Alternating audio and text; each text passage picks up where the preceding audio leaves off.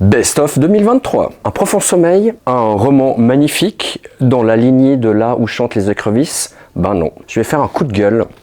J'en ai marre de sur ces jaquettes, de ces teasers. Par exemple, l'Amérique des super menteurs, ou une plume fine et captivante. Et le must-have quand même, c'est Stephen King qui nous fait à chaque fois ses propos dithyrambiques. Donc là, pétaradant, rageur, étourdissant, un sacré bon roman. Dis Stephen King, t'es payé combien pour écrire ça?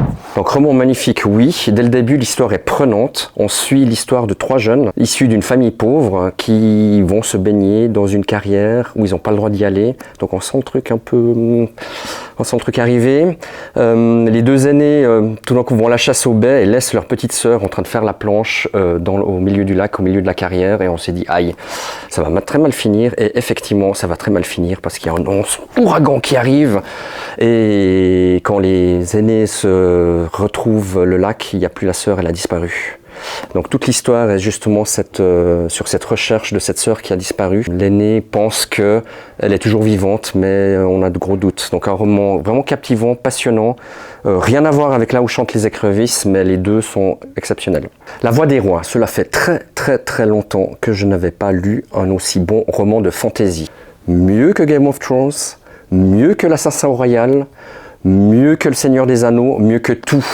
C'est un truc de malade, vraiment. Donc 1000 pages, je l'ai lu en une semaine. Une histoire incroyable, des personnages percutants. Il y a des personnages, il y en a pas mal, mais pas trop, pas comme Game of Thrones, où il y en a 15 000 et puis on s'y perd. Mais là, vraiment, c'est au compte-gouttes, des personnages nouveaux. Et ouais, honnêtement, c'est... Waouh, comment ça se fait que j'ai pas lu avant maintenant? Et je me réjouis de la suite, donc il y a au moins 15 volumes, je crois, avec 1000 pages. Donc 15 000 pages, ça fait quoi? 15 semaines pour tout lire? Je me réjouis. Le dernier coup de cœur, gros coup de cœur, c'est The Last of Us, la série de HBO. Bon, HBO, tout le monde connaît, c'est un gage de qualité. Et Last of Us, c'est un live action, donc tiré d'un jeu vidéo. Donc voilà, Last of Us. Et cette série est à la fois fidèle et pas fidèle aux jeux vidéo. Et ça, je trouve hyper bien.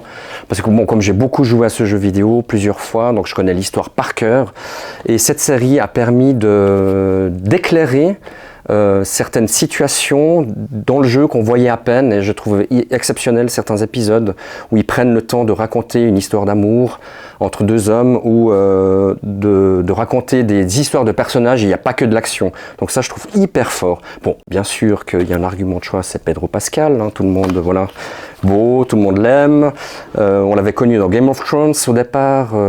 Effectivement, le Mandalorian. Et puis Last of Us, là, c'est vraiment sa popularité a éclaté.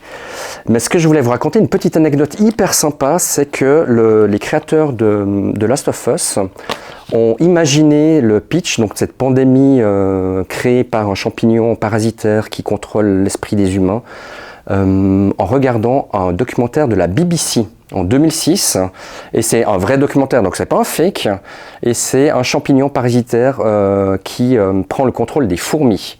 Donc c'est en regardant ce documentaire que est créé l'imaginaire de Last of Us, que je trouve incroyable.